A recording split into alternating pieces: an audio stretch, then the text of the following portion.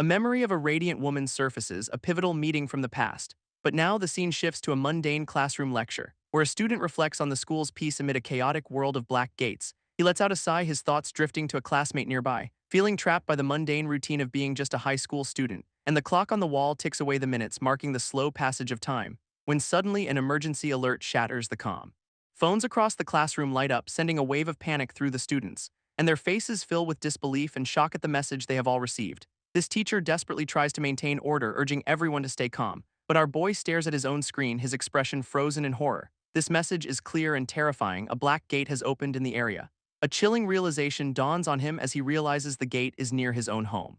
This teacher immediately initiates evacuation protocols, directing students to the shelter. But the student is frozen, his mind racing with a different fear. As he watches a live feed showing two people fleeing, one of them is his mother. He remembers her at her job, always working hard with a gentle smile, serving customers and providing for their family day after day. A simple, peaceful moment from a life now under immediate threat.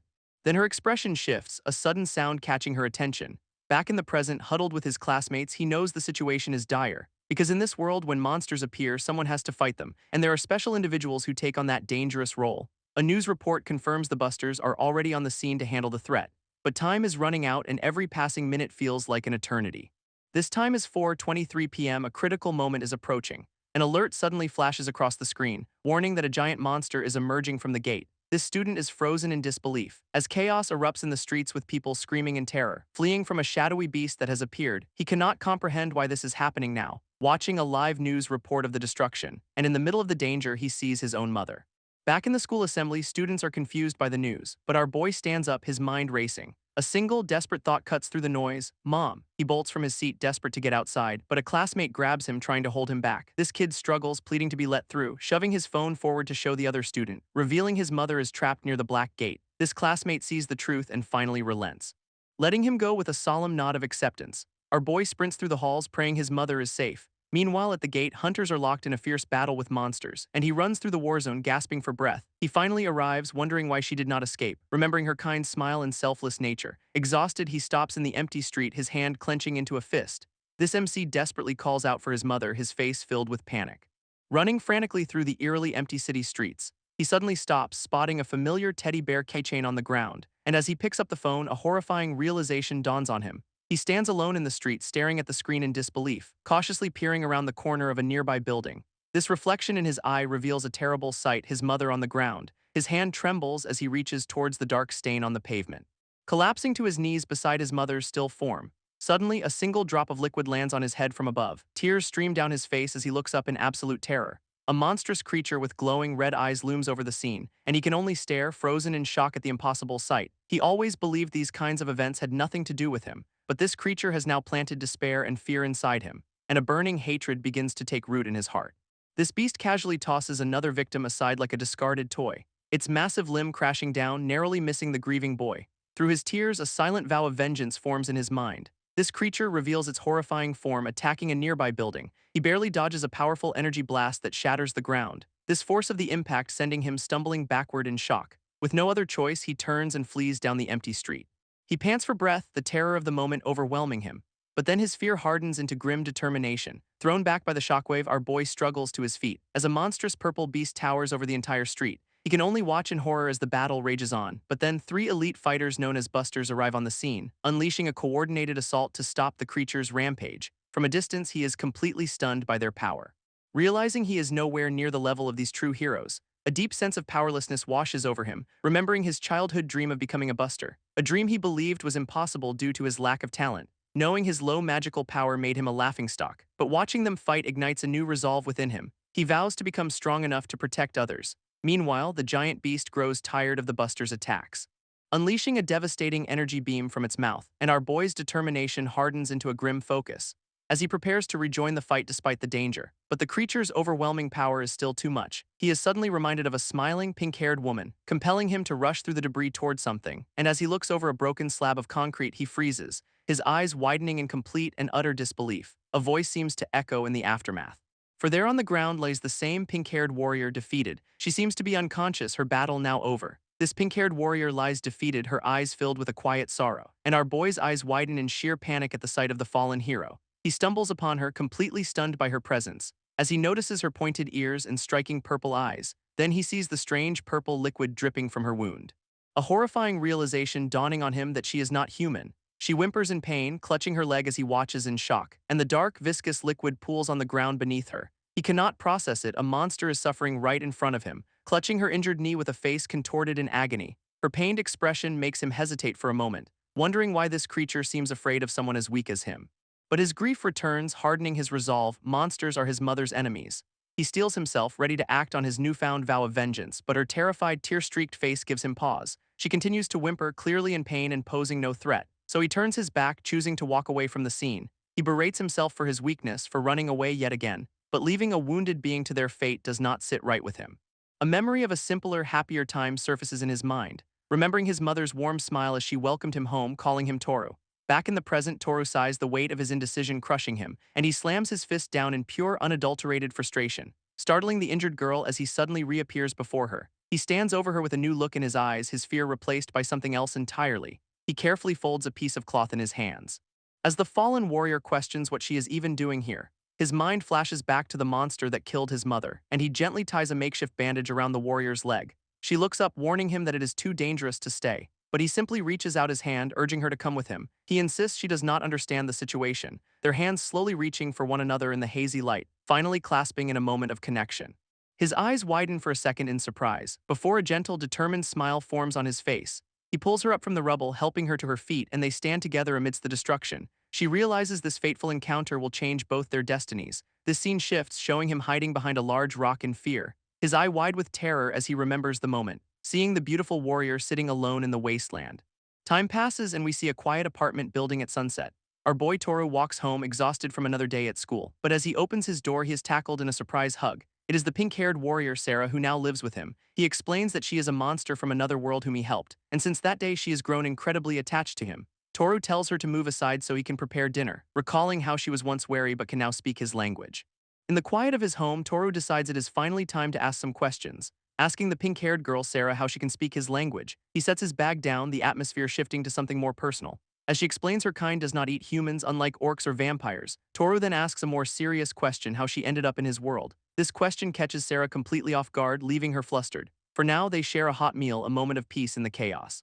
Toru explains that with no guardian, he should be living with relatives, but he cannot take Sarah with him to a care facility. He remembers begging his landlord to let him continue living here alone, even though paying the rent will be a huge burden for a high school student. His only solution is to become a buster and earn money to survive. He turns to Sarah, getting her attention while she eats, and her happy expression quickly turns to one of surprise, as he asks if she even knows what a buster is. After a moment's thought, she smiles and fully supports his decision, standing up to declare her own hatred for monsters who attack humans, but she hates monsters who would dare to hurt Toru even more. A small smile appears on his face, relieved to have her on his side. He tells Sarah she can take a bath, pointing out where the pajamas are, and she happily rushes off to the bathroom. She finds a cute set of strawberry pajamas and decides to wear them, dropping her towel as she prepares to step into the tub, and she sinks into the warm water with a sigh of pure bliss. This world is so much nicer than her own, which was filled with terrifying monsters. This pink-haired girl remembers her past, reaching out to her former comrades, but now she relaxes in a bath, lost in thought, her eyes filled with a quiet resolve to never go back, wanting to live here with a boy named Toru forever. This next morning, the sun shines on their quiet home. As Toru gets ready to leave, she asks if he is skipping school, and he explains he is heading to the Buster Association instead. She comically misunderstands, asking if the association is something tasty, leaving Toru completely baffled by her strange question. Her eyes sparkle with excitement as he just agrees and prepares to go. But he knows he cannot take a monster like Sarah to the headquarters. He closes the door behind him, leaving her to wave goodbye. On the train, Toru feels a wave of nervousness about his first visit, stepping off and wondering about his magical power, hoping desperately that it has not dropped any further. He passes through the station gates, his mind consumed with worry about the retest, his face tense with anxiety as he looks up, finally standing inside the massive, intimidating building. He approaches the reception desk, unsure of what to say, his hand clutching his hoodie as he hesitates to speak. A flashback explains that since Black Gates appeared, a new reality of portals and monsters emerged, forcing the government to test every child for magical power, but those with low levels were dismissed as having no potential. Back in the present, Toru is stunned by the sheer size of the headquarters. A red-haired staff member finally calls him forward for the magic power inspection, and Toru nervously asks her to take care of him during the test, leading him through a door marked simply as the inspection room, where he is seated in a high-tech chair waiting for the test to begin. This staff explains they are taking measurements and the room will go dark for a moment, and just as they said, the overhead lights suddenly shut off. In what feels like an instant, the test is already finished, and the red-haired woman re-enters the room to deliver the results. She offers a polite but somber smile, a hint of pity in her eyes, delivering the devastating news that his magic power is unfortunately F-rank. His shoulders slump as he quietly accepts the crushing reality of his level, though a part of him admits he was expecting this outcome all along. He knows that magical power is something a person is born with, a fixed trait that does not just go up or down on a whim. Despite the disappointment, his eyes harden with resolve as he accepts the facts. Acknowledging how reckless it is for an F-rank to even try to become a buster, a memory surfaces of his father who was also a low-rank buster, unable to accomplish much. Until one day he left for a gate and simply never returned. He recalls his mother's grief and her desperate plea for him to never become a buster, but now with the vivid memory of his mother's death still fresh in his mind, a dark resolve fills him, fueled by loss and a burning need for vengeance. His eyes snap open, filled with an unshakable determination, and he declares to the stunned staff member that he absolutely will not withdraw. Seeing his resolve, she leads him toward a massive, ornate set of doors, stepping into a grand, cathedral-like hall that stretches on into the distance. He is taken aback by the sheer scale of the testing facility, and his eyes fall upon a rack of available weapons, deciding to go with a standard, reliable longsword for the test. This practical exam to confirm his aptitude is about to begin. As a vicious, red-skinned monster with sharp teeth peeks from the shadows, and Toru's face contorts in pure, unadulterated terror. He leaps into the air, charging toward the creature in the vast arena, but the monster is quick, sliding across the floor to meet him, and Toru mirrors the move, bracing for the inevitable clash. He grits his teeth in frustration, already feeling outmatched. His confidence shattering as panic begins to set in, and in a flurry of motion he is completely overwhelmed by the monster's assault. Thrown to the ground, he questions why he is so utterly weak, his mind reeling from the feeling of complete powerlessness. As the creature raises its club, he thinks about what happens if he fails. Terrified, the association will discover his secret about Sarah, because even though she is a monster, she is a good person who needs him. A single thought cuts through his fear: I do not want my family to get hurt anymore. With newfound determination, he catches the monster's club with his bare hand, leaving the creature stunned by his sudden burst of strength. Even the red-haired examiner watches in disbelief from the sidelines. As Toru kicks the monster back and clenches his fist, ready for round two, his resolve is absolute. He simply cannot give up now. And the monster actually starts to sweat, caught off guard by his change in spirit. A small red monster charges forward, its club lying uselessly on the ground. But in the next moment, the creature lies defeated in a pool of its own blood. Toru wipes his brow, letting out a sigh of relief, a small cut on his face. This red-haired receptionist gives him a warm, approving smile, and he walks out of the testing area, realizing he actually passed. Now outside, he decides to buy some snacks for Sarah before heading home. But as he walks, a sudden feeling makes him pause, and he pulls out his phone to see an incoming email. He is completely shocked that a job offer has arrived so quickly. This message includes a map showing a nearby location he can handle, and he accepts the D-rank dungeon extermination mission without hesitation. He runs to the meeting point, explaining he was late renting a weapon. Toru arrives out of breath, apologizing to the waiting team of busters. This muscular team leader turns to him, asking for his name, and he introduces himself as Sejima Toru. This leader checks his phone, seemingly verifying Toru's information, then introduces himself as Matsuda, the leader of the extermination team. Matsuda gives him a firm handshake, welcoming the rookie to the team, then rallies everyone to enter the gate with a confident shout. As the group moves forward, another member tells Toru to keep up. While a blonde-haired man scoffs at his rented sword, they stand before the glowing portal, a dungeon filled with monsters, and Toru grips his weapon, nervously scanning the area for a threat. Suddenly, shadowy monsters leap down from above, ready to attack, and the blonde-haired buster immediately unleashes a powerful fire spell. Toru stands in an icy cavern, impressed by the other buster's skills. Suddenly, a massive orc lets out a terrifying roar before him, and he barely manages to block its powerful downward strike. He grits his teeth, realizing this creature is incredibly strong, far more powerful than the weak goblin he faced at the association. This monster raises its massive club, preparing another brutal attack, forcing Toru to leap back to avoid the devastating blow. He stares at the shattered ground, knowing a direct hit means instant death. But his fear gives way to a new determination, and he steels himself, vowing that he will win this fight. He remembers that his teammates are also fighting their own battles, but in this moment he knows he has to face this threat alone. This orc swings its club with terrifying speed and force, and Toru dodges just in time as ice shards fly everywhere. He uses the momentum to run up the creature's arm, sword ready. Wiping sweat from his brow, he breathes a sigh of relief, thinking he has won.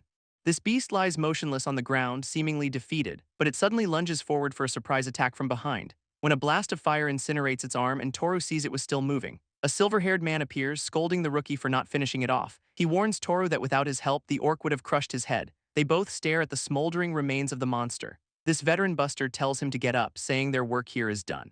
Toru quickly stammers out a thank you for saving his life. Watching the man leave, surprised that he is actually a decent person. This team presses forward through the icy dungeon, approaching a massive gate, as they sense a magic concentration far stronger than a D-rank gate should have. A bead of sweat rolls down Toru's face as he realizes what lies ahead. The boss. Matsuda rallies the team, asking if everyone is prepared to enter the boss room. And with grim determination, the entire party confirms they are ready for the fight.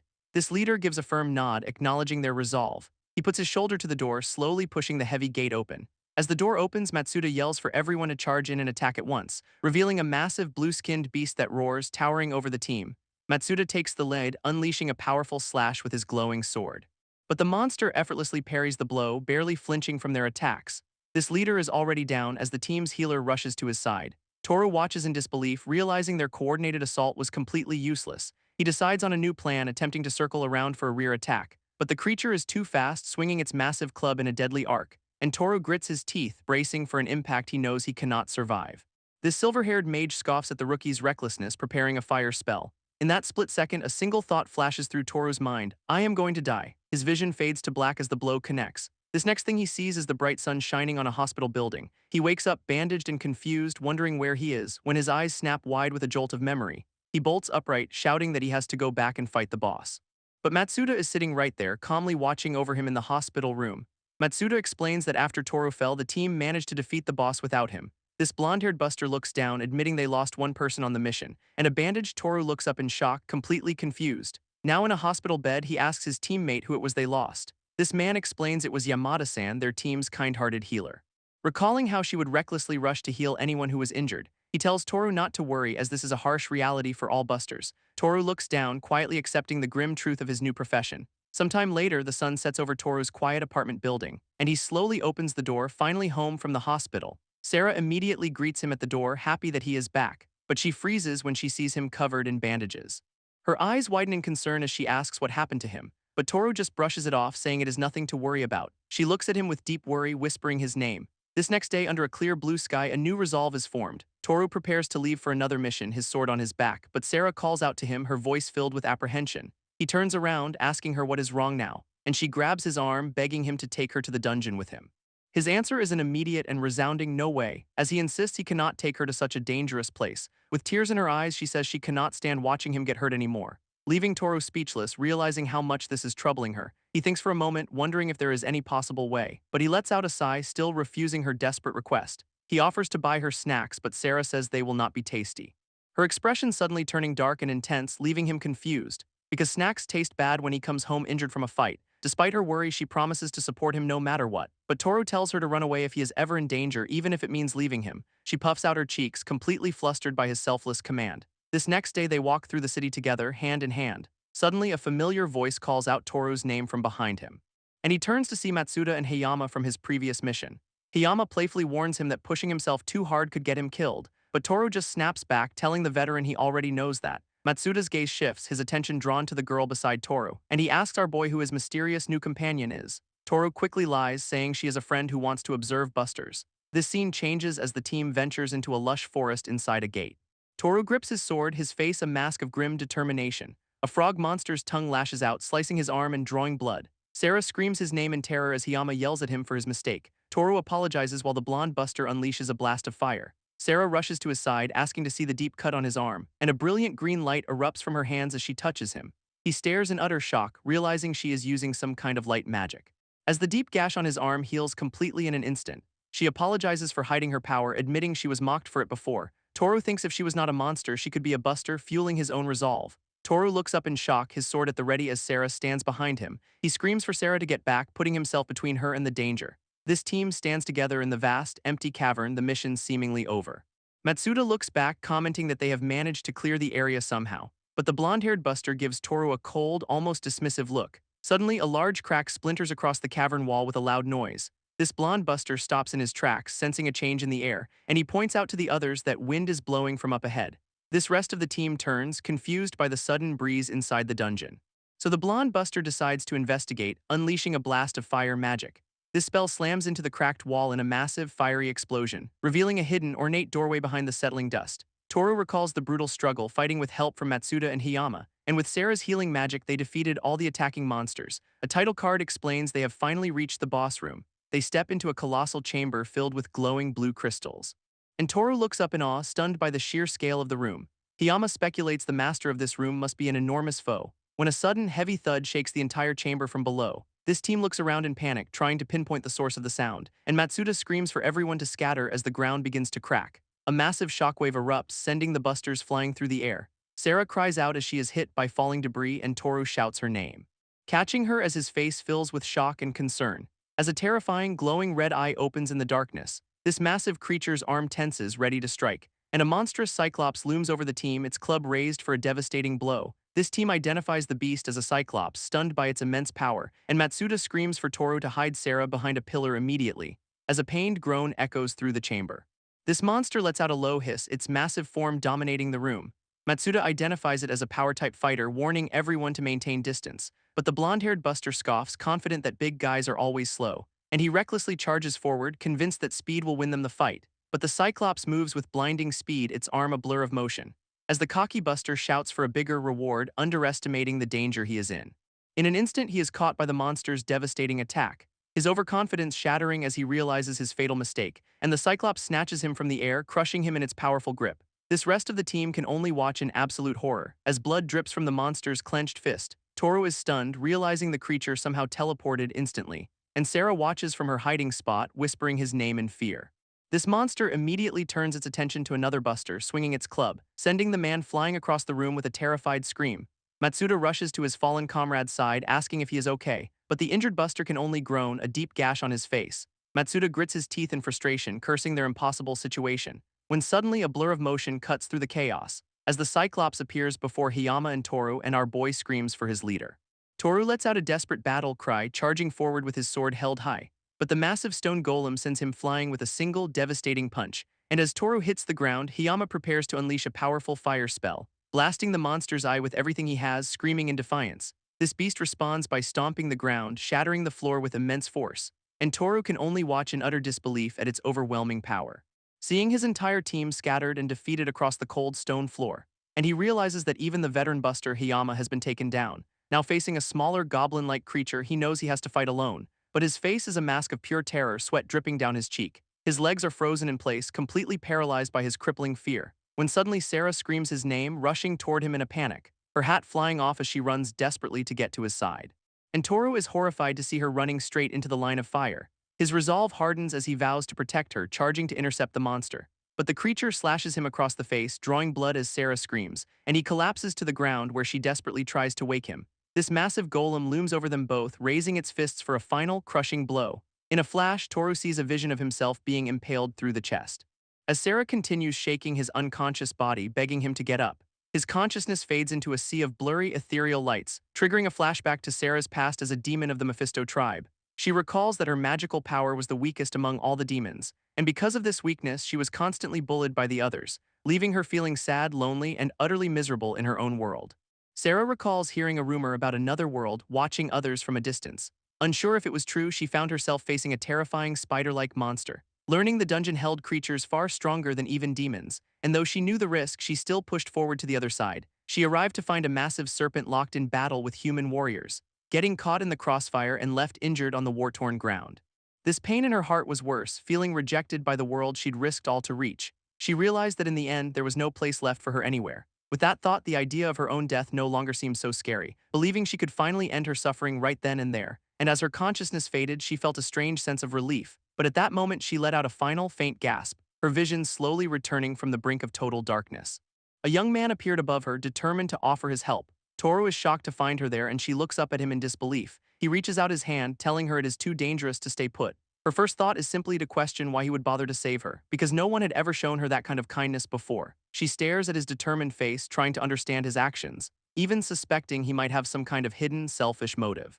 Back in the present, Toru offers her a simple snack while she recovers, apologizing that it is only convenient store bread but hoping it helps. She takes the food from him, still bandaged and weak in bed. As she takes her first bite, a new feeling washes over her, and she is overcome with emotion, surprised by this simple act of care. A flashback from Sarah's perspective reveals her initial worries were unfounded, as Toru gave her a safe home filled with warm meals and kindness.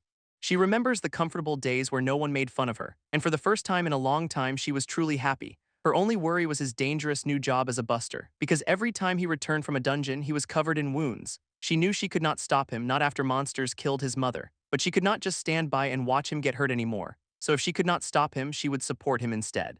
Even using the healing magic that had once been so traumatic for her, she remembers watching him fight, determined to keep him safe, because he was the first person who ever felt like home to her. She made a silent vow that she would protect him no matter the cost. Back in the present, she desperately tries to heal his fatal wound, ignoring the monster behind her, sensing it is wary of her demon nature. But as she places her hand on his chest, she realizes it is no good, his heart is destroyed. With tears streaming down her face, she vows she absolutely will not let him die, pouring all of her remaining power into one final command: Live Toru. In a surreal moment, she gives him a final kiss, a transfer of life itself. Toru's eyes flutter open to see Sarah, and he asks what she did to save him. He is stunned as her form becomes translucent, passing right through his body, and he looks at his own hand in confusion, demanding to know what is happening. She explains the terrible truth: she gave her life to replace his destroyed heart. As she begins to fade away, she tells him she loves him and was truly happy. Her last words a tearful thank you as she disappears into light. Toru calls out her name in disbelief, tears streaming down his face. But the Cyclops is still there, looming over him with its fist raised. This monster smashes the ground, sending him flying from the impact. And he is shocked to see the fatal wound on his chest is already healing. Suddenly, a mysterious blue system window appears right before his eyes. It asks if he wants to form a contract with the demon Sarah, a final gift from her. He continues to fight, dodging the monster's relentless attacks, realizing that Sarah sacrificed her own life just to save him. He does not understand the details, but knows this is what she left for him, and without hesitation, he accepts the contract she offered. A brilliant golden aura erupts around him, filling him with new power. He can feel an incredible surge of energy flowing through his entire body. As another system window pops up with new information, a flash of light that quickly fades into the darkness. His stats have increased, granting him new defense and agility. This monster reels back as a wave of force explodes from Toru's body, followed by a powerful slash of glowing blue energy that cuts into its flesh. With a furious battle cry, he charges forward to press his attack. This monster seems stunned, caught off guard by his sudden power-up. He screams that he will not let it escape, his face a mask of rage, moving with incredible speed as he closes the distance in an instant. His blade connects with a deafening crash, shattering its defenses, and he follows up with a devastating kick right to its head. Hiyama watches from the ground, completely stunned by Toru's power. Realizing the rookie is now fighting the monster on equal terms, this other busters slowly get back on their feet as Hiyama tells them this is no time to be sleeping. Toru faces the Cyclops alone, dodging a massive, sweeping attack from the beast, knowing he has to turn the tables before his own stamina completely runs out. Suddenly, Hiyama calls out his name, getting his attention in the middle of the fight, and unleashes a massive fire spell, yelling for Toru to match his timing. This fiery blast slams into the monster, which growls as it endures the attack, its glowing red eye narrowing with rage, focusing on its next move.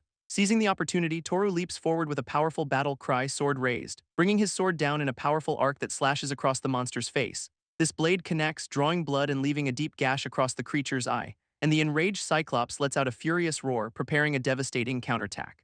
But the monster stumbles backward, caught completely off guard by the sudden attack. His sword is now lodged deep within the creature's leg, pinning it down, and the beast looks down in annoyance at the blade stuck in its thigh. Seeing their chance, the other two busters rise to their feet, ready to attack. Toru launches himself into the air, preparing for a final decisive blow, as the monster's eye glows with an intense light, focusing all of its power. And his teammates cheer him on from the sidelines, urging him to finish it. His attack connects with devastating force, sending the massive beast crashing to the floor. Hiyama rushes to his side, calling out his name in concern as he lies on the ground, asking where he got that power, but Toru insists it was not his own. Suddenly, a strange, glowing blue notification screen materializes before his very eyes, announcing he has leveled up and acquired a new item, the Cyclops blade. Toru stares in confusion at the message as Hiyama asks if he is all right, but he is lost in thought, wondering what is happening as his teammate calls his name. A voice screams his name as he drifts through the darkness, but Sarah's spirit appears, promising they will meet again someday. Toru's eyes snap open in a hospital bed, reaching for something that is not there. He laments that he can no longer see Sarah, though he desperately wants to. When her voice echoes in his mind, reassuring him that they can meet, she explains that because she became one with him, they will never be truly apart. His consciousness fades back into a deep, overwhelming blackness, and Toru jolts awake for real this time, confused and still in the hospital. A red-haired woman in a suit enters his room, relieved that he is finally conscious. He recognizes her as Kagamiya-san as she approaches with a fruit basket. She thanks him for his help in destroying the gate, but he seems bewildered. She explains the Buster Association confirmed the gate vanished right after they escaped. Afterward, the association made sure to treat all the surviving busters, and those who were seriously injured were immediately hospitalized for their wounds. Meanwhile, others with minor injuries are already back to training hard. Toru quietly takes in all the information from his hospital bed. He tells her he is just glad that everyone who made it out is safe. Toru decides he needs to thank Hiyama, but Kagami-san quickly stops him. He panics, asking if Hiyama is so badly hurt that he cannot even talk. But she explains his physical injuries are not the main problem, revealing that the veteran buster is suffering from severe mental trauma. Hiyama is completely broken, having watched his friend Matsuda die right before his eyes. Toru and Kagami-san stand outside his room, watching the shattered veteran. Having explained everything, she prepares to leave and Toru thanks her for the update. He gives a weak smile, promising not to sneak out of the hospital. Toru decides to take some time to recuperate from his injuries, but he was not just sitting around doing nothing during his recovery. Instead, he sits outside the hospital, experimenting with a strange new power. Investigating the system window that appeared after the dungeon fight, he quickly learns a few things about this mysterious new ability, summoning a rental sword directly from his personal inventory. This window also seems to display his strength and numerical stats, and he recalls how his defense increased after Sarah's sacrifice, realizing he can grow stronger by raising these numbers, not just training. A nurse interrupts his thoughts, calling him for his examination. But she cannot see the system window he is pointing at, it is invisible to others. As they walk, she tells him he can be discharged tomorrow, and he resolves to master this new power that Sarah left for him. The sun sets on his quiet apartment building as he finally returns, but the home he enters now feels empty and silent without her. Looking at their photo, he realizes he is truly living alone for the first time, and as a new day dawns, life must somehow go on. He finds himself back at school, trying to return to a normal life. Sitting through class as the teacher talks about an upcoming test, his classmates invite him to eat lunch, pulling him back into his old routine, and the classroom buzzes with the familiar noise of students eating together. Though he finds their chatter distracting, he eats with them anyway. But his thoughts cannot help but drift back to Sarah's smiling face. Suddenly, a new notification pops up in his inventory, a dark temple key. This scene shifts to the school's gymnasium, hinting at what is to come. A mysterious, glowing door materializes in the empty gymnasium, catching Toru's eye, and he wonders if this strange portal is another part of the system window. Suddenly, a new notification screen appears right in front of his face, asking if he wants to use the dark temple key from his inventory. He remembers the key was an item that was automatically added earlier. And without a second thought, he presses yes on the glowing screen. An ornate golden key appears in his hand and he knows what he has to do. He steps forward and inserts the key into the lock on the mysterious door, which erupts in a flash of ominous red light as it rumbles open. And Toru stares in shock, recognizing it as a dangerous red gate. A new quest appears, ordering him to exterminate all the monsters inside. He understands that if he steps through that gate, a battle is waiting for him. Alone and without backup, he considers retreating from the unknown danger. But a vision of Sarah reminds him of her promise that they will meet again someday. His hesitation vanishes, his expression hardening with newfound resolve. He steps into a dark forest, but a tendril whips out from the shadows, snaring his leg and yanking him violently off his feet. He struggles against the glowing vine, realizing he is completely trapped. As a strange hissing sound echoes through the eerie woods, a monstrous tree with glowing red eyes looms over him, its roots holding him fast. Toru draws his sword, slicing through the tendril with a desperate cry, and he stumbles to the ground, finally breaking free from its grasp. With a furious shout, he readies his blade for a counterattack, dodging another whip-like vine that lashes out from the darkness. And he unleashes a powerful slash, cutting deep into the monster's limb. A massive vine whips past his face, startling him with its sudden speed, and he realizes the entire forest is alive with monstrous red-eyed trees. He leaps into the air, bringing his sword down in a powerful cleaving strike, landing smoothly as he dodges the relentless onslaught of tangled vines. But the creature's attacks are too numerous, catching him in a tangled mess. Yet the main body seems surprised by his sudden appearance before it. It raises a massive limb, preparing to crush him where he stands, but Toru smirks, taunting the beast for its slow, clumsy movements. He unleashes a blinding flurry of slashes, tearing into the monster's core, and the creature lets out a pained shriek as his blade finds its mark. He follows up with a powerful kick, shattering its wooden form. Suddenly, the familiar blue system window appears before him again, announcing he has leveled up and acquired a new item from the defeated monster. He confirms his theory. This system allows him to grow stronger by defeating enemies. He recalls following the system's instructions, which led him to the school gymnasium, where he discovered a mysterious, glowing red gate had materialized. Inside, he finds a desolate cavern, strangely empty of any monsters, when a winged, armored demon suddenly dives toward him from the darkness. And he barely has time to react as it closes the distance in an instant. This monster's attack sends him flying, the force of the blow staggering him. He feels the immense power in the strike, far greater than the last creature he fought. This demon circles around for another pass, its wings glowing with dark energy, leaving Toru struggling to regain his footing from the powerful gust. It prepares another attack, gathering a sphere of volatile magic in its claws, and unleashes a devastating blast of energy right at him. Toru grits his teeth, realizing he is completely on the defensive against this powerful foe. This monster's wings create powerful gusts of wind, constantly disrupting his stance. He desperately searches for a way to counter its overwhelming attacks. As the beast shatters the ground, forcing Toru to leap away from the impact, he decides to use the momentum, kicking off the cavern wall to reposition himself. With his sword held ready, he defiantly challenges the monster to bring it on. This winged demon accepts, lunging forward with a blur of purple energy. Toru is caught in the powerful gust, struggling to hold his ground against the force. He spots an opening in the chaos, preparing to strike at the perfect moment, but the creature unleashes a blinding flash of purple magic from its hand. This blast sends him tumbling backward, his vision completely whited out. He recalls the system window warning him about a vision impairment curse. Realizing the magic circle cursed him, he knows the situation is getting worse. This monster takes advantage, landing a brutal kick right to his head, and he is sent flying across the cavern, completely unable to defend himself. He knows he cannot win like this, vowing to overcome the curse on his sight. A single drop of sweat rolls down his face as he tries to regain his focus.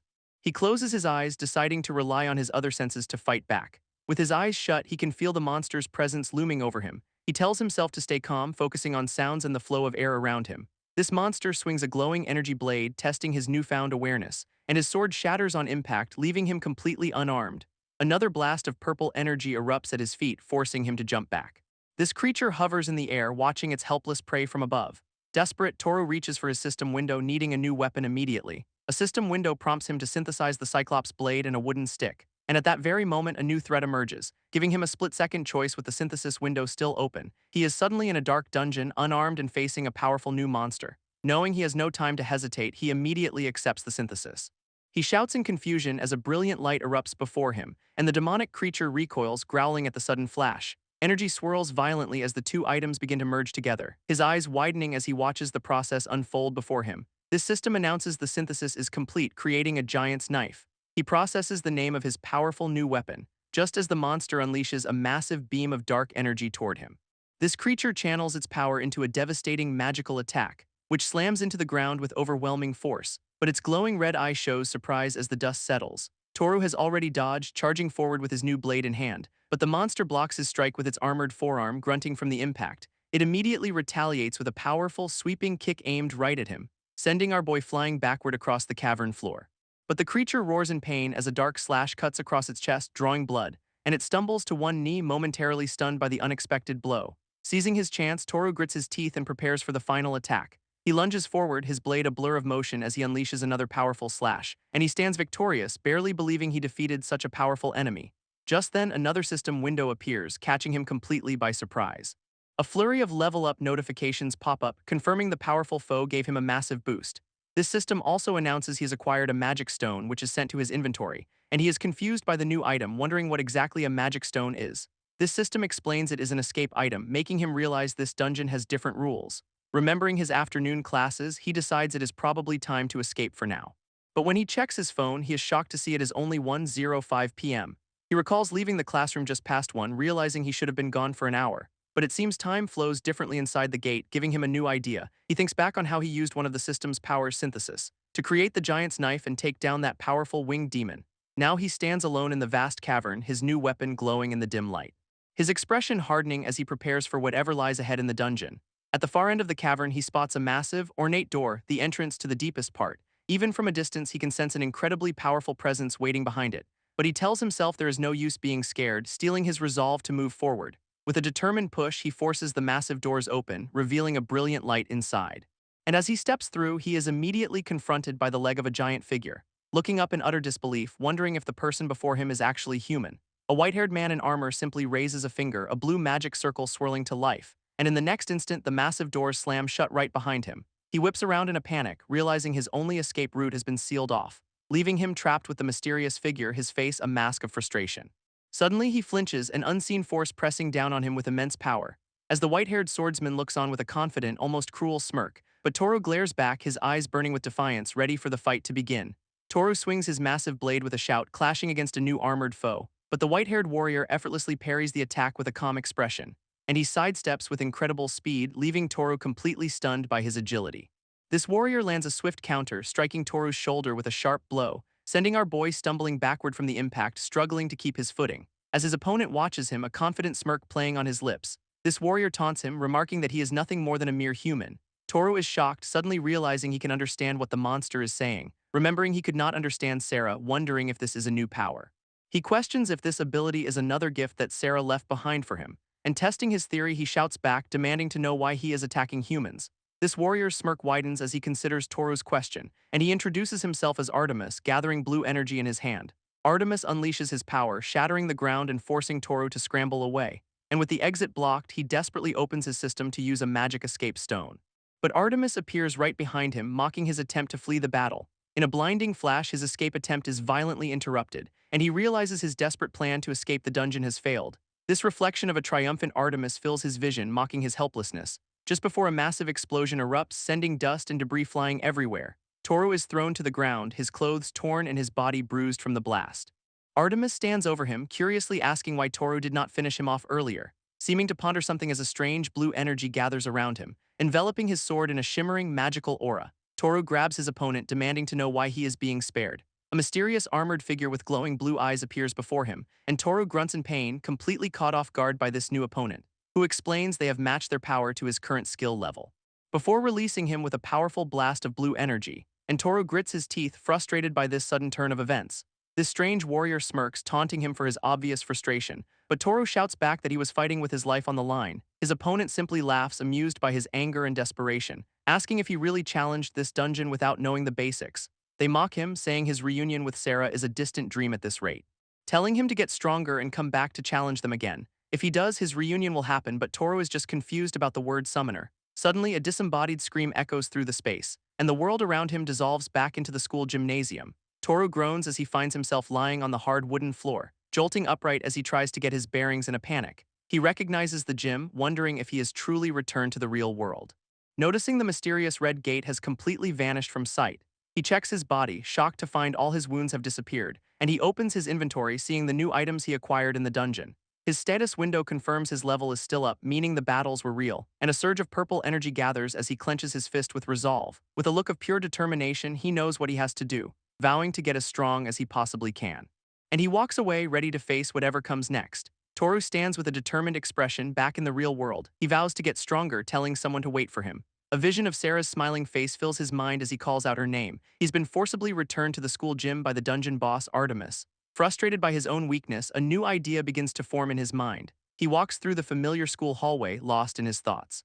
When a classmate snaps him out of it, glad to see he is finally back, he glances at his phone, the time showing it is mid-afternoon. But he cannot stop wondering what it means for Sarah to be a part of him now. He quickly makes an excuse to his friends, telling them he has to leave. His destination is the school gymnasium, the place where it all started. Toru walks with purpose, heading back toward the building alone. He cautiously peeks inside, his expression serious and focused. Ignoring the sounds of a basketball game, he walks past the court.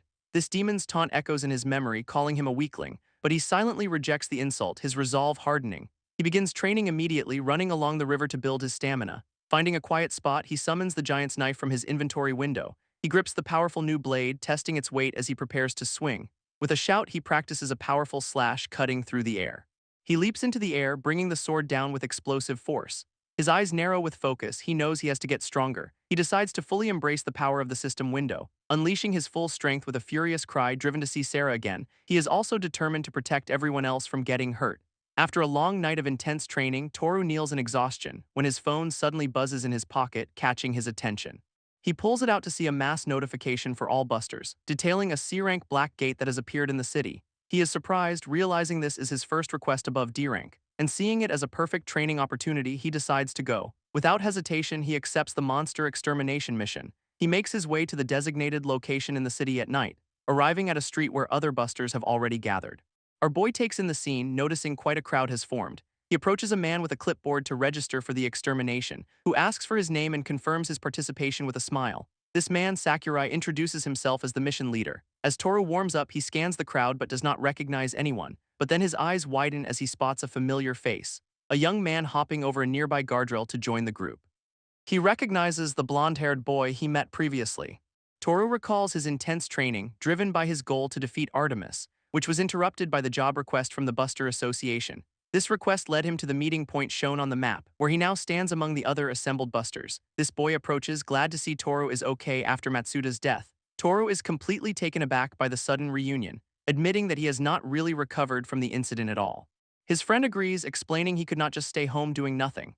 This blonde-haired man bows deeply, apologizing for his insensitive words, but Toru quickly insists that the fault was entirely his own. Hiyama looks at him with concern, hesitating before he speaks, suggesting Toru should take a break from being a buster to recover. Toru's expression hardens as he flatly refuses, saying he cannot stop, because if he does, everything a man named Matsuda did for him will be wasted.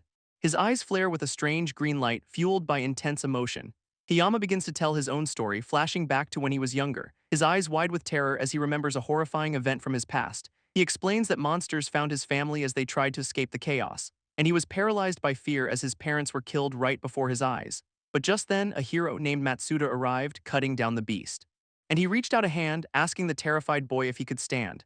Hiyama says he will never forget the gratitude he felt as Matsuda led him to safety. Later, in a shelter, Matsuda bowed his head to the young Hiyama, apologizing through tears that he could not protect the boy's family. Hiyama tried to console him, insisting it was not his fault at all, but Matsuda still felt responsible, even taking the orphaned boy into his home. He remembers the happy times he had with his new family, and the kind, smiling face of the man who saved his life. Back in the present, Toru listens quietly, finally understanding his pain. Hiyama clenches his fist, vowing revenge for his family and for Matsuda's. He then turns to Toru, guessing they share a similar motivation for fighting. Toru looks him in the eye, confirming that he is exactly right. Hiyama smiles and ruffles his hair, noting he looks much better now. A new acquaintance asks Toru if his entire demeanor has changed recently, remarking how he was once terrified of a simple orc during their first meeting. Suddenly, a woman appears, calling out to the blonde-haired man, Yasuke, who flinches in annoyance as Toru looks on in confusion. Yasuke awkwardly asks Toru if the woman is his girlfriend, clearly flustered, but she angrily denies it, demanding to know if he is even listening to her. He leans in and whispers to Toru that she is actually Matsuda-san's wife. And Toru recalls hearing about the man's tragic and painful past. He understands that everyone has their own reasons for becoming a buster. Hiyama explains he lives with her, but she constantly begs him to quit dungeons. He sighs, trying to reassure her that he is paying attention to her words, as she pleads with him to quit being a buster and get a normal job instead. Another man joins the group, questioning why Hiyama is trying to enter a gate again.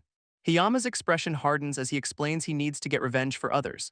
This woman breaks down in tears, revealing she has already lost her child and husband, and she cannot stand the thought of losing him too, her only remaining family. Toru watches the emotional scene, realizing Hiyama's situation is very complicated. A sharp clap cuts through the tension, drawing everyone's attention, and their raid leader announces it is almost time for them to depart.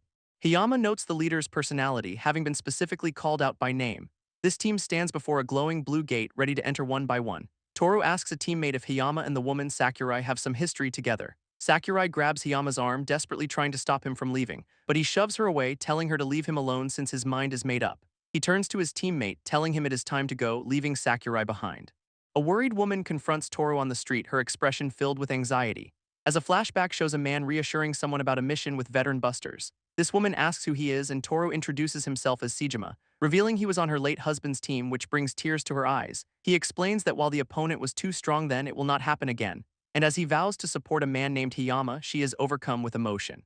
She suddenly grabs his hands, catching him completely by surprise. She says her husband told her he only made it home because Toru was there for him. Deeply moved by her words, Toru gives a firm, heartfelt response. A new man, Sakurai, introduces himself as the B-rank buster leading the mission, and with a shout he leads the team toward a massive, glowing blue gate. This woman watches with concern as Toru and a blonde man walk toward the portal. This blonde man, Hiyama, glances back with a look of pure disdain. Her face is etched with worry as she watches them go, and Hiyama steps into the swirling vortex of the gate without hesitation. Inside, Sakurai warns the team to stay alert as they advance through a dense forest. Toru walks beside Hiyama, questioning where exactly they are, and Hiyama realizes this is Toru's first time inside a gate. Toru is shocked to learn they are in another world, and Hiyama mockingly offers a tour. He recalls his promise to the widow to support Hiyama no matter what. He remembers entering the Black Gate with Hiyama and the other busters. Hiyama snaps him out of his thoughts, demanding to know if he is listening. Toru apologizes, but Hiyama tells him to focus on the mission briefing. He is stunned to learn a shocking new fact that monsters can open gates themselves. Hiyama explains that if left alone, these gates run out of power and vanish in a month. Hiyama explains that while the gate is open, monsters can freely enter their world, but the real problem is finding the specific monster that opened it, a search that could take days. He then teases Toru, asking if he is worried about being away from his girlfriend, and Toru flusters, shouting that it is not like that while Hiyama just laughs. Getting serious, Hiyama warns him the target is a boss-level threat, and if he finds it, he must alert the team instead of fighting alone. After hours of searching, they still have not found their target, but the search area is shrinking. Their leader, Sakurai, announces they will make camp for the night and resume tomorrow. With a sharp clap, he dismisses the team to get to work setting up. Hiyama grumbles about Sakurai's condescending attitude as Toru tries to calm him down. Toru quickly changes the subject, excited that they are on the cooking team together. Hiyama agrees, and they head off to get ingredients from the food team. As they begin preparing the meal, Toru finds himself lost in thought. Realizing it has been a long time since he has done something so normal, he wonders when he last cooked a meal with someone like this. And as he serves a bowl of stew, a warm memory surfaces, a vision of Sarah smiling happily as she ate his food. He remembers the playful, happy days they spent together at home, and it hits him that Sarah originally came from this very world. He looks over at Hiyama, wondering if she also shared meals like this with her family. Later that night, Toru lies awake, his mind racing with thoughts. He reflects on the day's events, entering the gate and arriving in Sarah's homeland. He pulls up his system window, checking his current stats and level. His class is still listed as Novice Buster, which makes him question its meaning. Wondering if he keeps leveling up, will it finally change to Summoner? This mission leader, Sakurai, greets the team with a confident smile, but Toru quips that just seeing his face brings the fatigue right back. Sakurai ignores him, announcing they will split into two teams for the search. He proudly declares himself the leader of Team A, promising his members an easy time, and Hiyama quietly hopes he is not on that team as Sakurai prepares to name the other leader, who he suddenly appoints as the leader of Team B, much to Hiyama's shock. Hiyama immediately protests, demanding to know why he was chosen for the role. With a condescending smirk, Sakurai says he is the next best option despite his flaws. Hiyama complains to Toru that the guy needlessly views him as a rival, leaving our boy looking on with a confused expression. As he tries to process this unexpected dynamic, he recalls Sakurai's plan to split them into two separate teams. Toru asks Hiyama directly if he and Sakurai are actually rivals. Hiyama explains they started as busters around the same time, often crossing paths, and that Sakurai is incredibly vain, always trying to outdo him at every turn. Toru asks if this is the quirk he mentioned, but Hiyama says it is just the beginning. Just then, Sakurai points at them, shouting that private conversations are forbidden, and he warns them not to disrupt his command with a serious glare. He dismisses them, turning his attention to the members of Team. Toru is surprised to see they are all women, looking more like an idol group than busters. Hiyama sighs, saying he expected this, leaving Toru completely confused. He explains that Sakurai personally hired those women with his own money, making them his lackeys. It is not Sakurai who is rich, but his father, making this all just a hobby for him. Toru processes this new information as they walk away from the group, but Sakurai glares at them again, furious they are still ignoring his orders. But a green-haired buster argues with Hiyama, saying he is Team B's leader, and he is told to stop making excuses and just lead his team on the search. So Hiyama reluctantly gathers his own group, Team B, and prepares to move out. He gives Toru a parting word of encouragement, telling him to hang in there. Toru sighs as his own group, Team A, is ordered to depart as well, and a teammate asks their leader, Sakurai, which area they will be searching. Toru watches the exchange, his face filled with nothing but anxiety, especially as Sakurai seems more interested in charming the female busters. Several hours pass and they have only found low-level monsters, not their target. With the sun setting, Toru worries they will not find it today, and he starts to wonder how they are even supposed to identify the target monster. Suddenly, one of his teammates' eyes go wide with alarm, and she shouts for everyone to dive into the bushes for cover. Sakurai quickly orders the rest of the team to follow her lead and hide. Toru, completely confused, asks another buster what is going on, but the man just shoves his head down, telling him to be quiet and hide. From their hiding spot, Sakurai confirms that they have found their target. Toru whispers, asking how he can be so sure, earning an angry glare. This other members of the team look back, annoyed by his question. He apologizes, admitting it is his first time in another world's territory. And Sakurai explains the target is a shadowy knight, proof that it is undead. Toru is stunned by the revelation, questioning what undead even means. For some reason, the sight of the creature fills him with a strange feeling. He recalls being separated from Hiyama and assigned to Team A. He asks if it is true that some monsters can revive after being killed. Hiyama explains that only certain undead monsters can use gate-opening magic. And Toru finds it strangely sad, even if they are just monsters. Their leader, Sakurai, suddenly interrupts, scolding Toru for not paying attention, and he threatens to have Toru's buster license revoked for disrespecting him. Toru quickly apologizes, promising to be more careful from now on. Sakurai then begins to lay out their strategy against a spectral knight on horseback, assigning two female members, Mari and Yui, to the rear guard, where they will provide support for the frontline fighters. These two girls smile, readily accepting their assigned roles. He then calls out the names of two other women, Asuka and Riene, assigning them and Toru to the front line to draw the enemy's attacks. Sakurai confirms their only job is to act as decoys for him, boasting that he is the only one strong enough to land the final blow. Toru questions the plan, arguing it is too risky with only one attacker. But Sakurai violently grabs him by the collar, cutting him off. He glares menacingly, warning Toru not to question him again, declaring that in this dungeon he is the absolute authority. His orders are law. If he says die, Toru must die without question. Toru is left speechless, finally understanding the situation he is in. He recalls Hiyama's earlier warning about the leader's difficult personality, realizing this is the exact quirk his friend was talking about. Sakurai gives the signal. They attack after the target takes 3 more steps. This spectral knight's horse takes its first heavy step forward, and as it takes its second, Toru tightens his grip on his sword, and on the third step, the entire team leaps into a coordinated assault. This spectral knight lunges forward, its spear glowing with a deadly purple light, but Toru grits his teeth, barely managing to block the devastating blow. This sheer force of the impact sends him skidding backward across the ground, his hands trembling as he realizes the monster's incredible strength. Suddenly, a fireball slams into the knight from the side, catching it off guard. As the other decoys, Asuka and Riene, rush in to support him.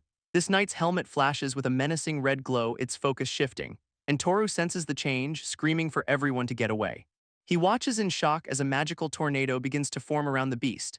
With a single swing of its weapon, it unleashes a powerful wave of energy, instantly knocking both of the female busters off their feet. Toru cries out their names in horror as they are thrown to the ground, defeated. This knight begins gathering an even more intense magical power, unleashing a barrage of purple energy projectiles across the battlefield. Our boy dives for cover, the magical blasts exploding all around him.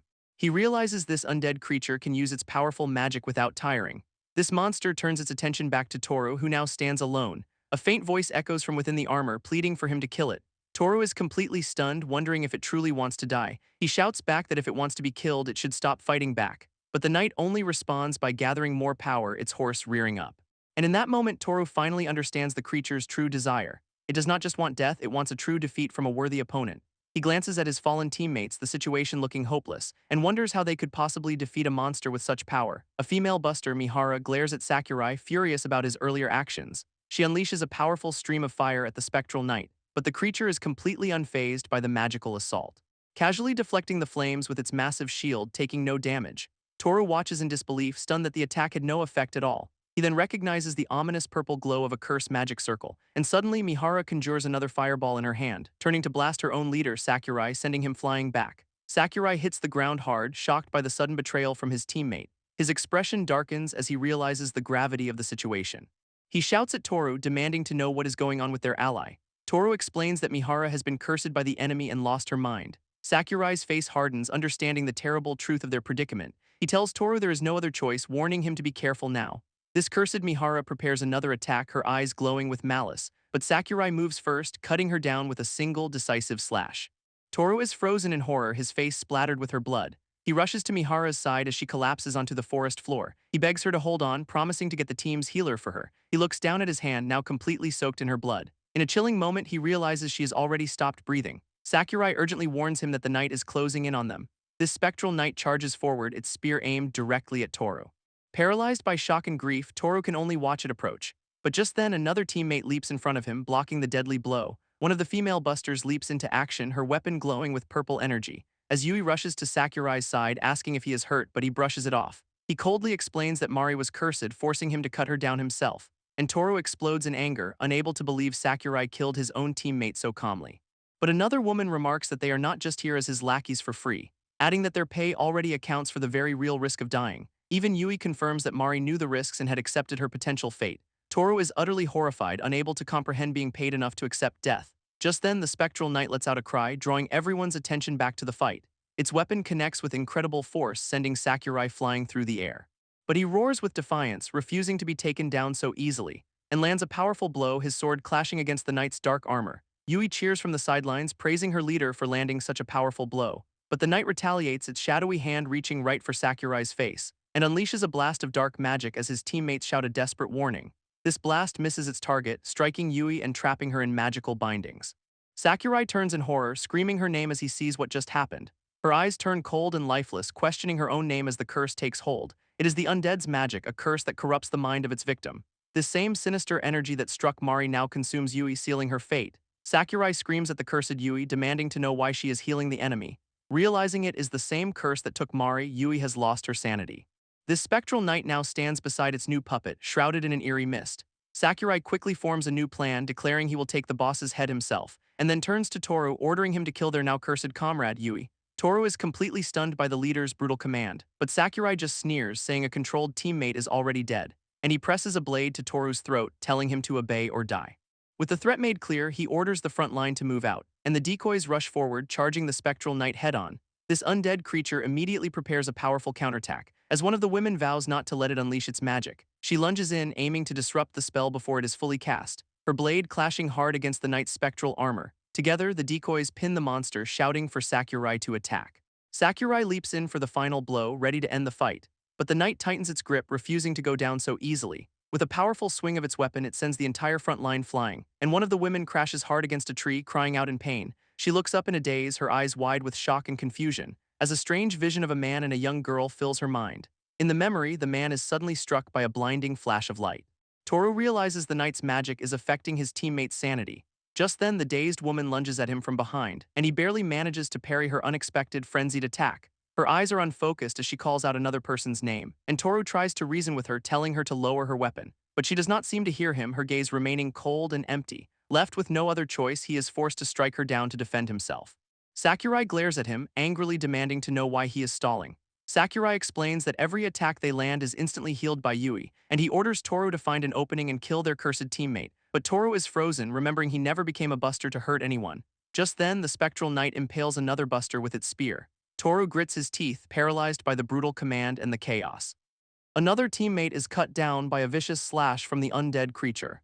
As the knight begins gathering another sphere of dark magical energy, it takes a heavy step forward, its presence overwhelming the battlefield. Sakurai screams at Toru, furious that he is still refusing to kill Yui. Toru argues back, saying they should attack the knight together instead, pointing out that with his injured leg, Sakurai will not last much longer. In a shocking move, Sakurai grabs the hair of a fallen teammate and hurls her body directly at the spectral knight as a distraction. Toru watches in horror as his leader uses a comrade's corpse as a tool, and Sakurai uses the opening to leap forward for a decisive strike. He roars that he will not give up his prey, his eyes wild with obsession. With a powerful downward slash, he brings his sword crashing down, his face a mask of pure, desperate determination to win, but his expression quickly shifts to one of utter shock and disbelief. This spectral knight now holds a massive sphere of curse magic in its hand. Toru screams a desperate warning for Sakurai to dodge the attack, but it is too late. Dark tendrils erupt, engulfing the team leader in agony. One of the women recalls how Sakurai ruthlessly cut down his own comrades, and Toru remembers the cold order to kill Yui just moments before. His resolve hardens, reaffirming he will not become a killer like his leader. Sakurai screams as the knight's dark magic erupts from his body, and just like that, he too falls victim to the undead's curse. Toru can only stare in shock, calling out his leader's name, but Sakurai just turns, his expression now cold and menacing. In a flash of horror, Toru understands what has happened. This newly cursed leader immediately attacks, swinging his sword at Toru, who struggles to block, realizing he is the only sane one left. This spectral knight watches its new puppet with satisfaction, before leaping through the air to rejoin the chaotic battle. Toru curses, completely overwhelmed by the impossible odds, and the knight lands a devastating blow, sending him reeling back. He recovers, lunging forward with his own glowing red blade, only to see the cursed Yui healing the spectral knight. For a moment, he considers retreating to observe the situation, but the knight's glowing eyes seem to demand a true defeat. He recalls the theory that these undead seek salvation on Earth, and Sakurai's chilling words echo in his mind. A justification for what he was about to do, that killing a controlled person does not make you a murderer. He even remembers Yui saying Mari had accepted this very fate, and his hand tightens around his sword, his resolve hardening. He has to end this now to prevent anyone else from getting hurt. With a desperate roar, he charges toward his cursed teammates, but a hand suddenly grabs his arm, stopping him mid-lunge. Thrown off balance, Toru crashes to the ground, stunned by the intervention. Just as Toru despairs, Hiyama suddenly appears before him, and he coldly states that a murder here would go unpunished. But Toru knows the guilt would haunt him for the rest of his life. With tears in his eyes, he admits he sees no other way to win, until a gentle hand rests on his head, startling him, and Hiyama tells him not to carry the burden all by himself. Overwhelmed with emotion, Toru can only sniffle in response, as another teammate announces that it is time for them to move. When asked where they are going, the answer is painfully obvious. Hiyama shouts for a tactical retreat, pulling Toru to his feet. Toru protests, worried about leaving Sakurai and the monster behind, but Hiyama's determined gaze shows there is no room for argument. This small group of survivors flees through the misty forest, finally stopping when Hiyama declares they are safe for the moment. He then grimly admits that with their numbers, fighting is impossible. Revealing that the rest of their comrades were all taken down, Toru recalls that in his rage he tried to attack the crazed Sakurai, but Hiyama had thankfully managed to stop him just in time. Back in the present, Hiyama looks away, clearly uncomfortable, and begins to explain how his own Team B also faced the knight. This creature's power was overwhelming, taking out 2 members instantly, causing the rest to panic and fight recklessly, leading to a curse. This knight's sinister purple magic spread through their ranks, and they were forced to flee, leaving their cursed allies behind. They were searching for anyone to regroup with when they found Toru. A flashback reveals a tense confrontation, explaining how Toru was found, and back in the present, Toru quietly processes this information. One of the survivors claps his hands, asking the small group for their next move. He quickly reviews their disastrous situation. 3 members, including Sakurai, are now puppets. Of the remaining 9, 5 are down, leaving only 4 of them left to fight. Another buster argues they must retreat to the gate or risk being completely wiped out. This acting leader turns to Toru, asking for his opinion on the matter. But Toru knows if they leave, the knight could escape and unleash more monsters. He is also consumed with worry for their cursed teammates who cannot last long.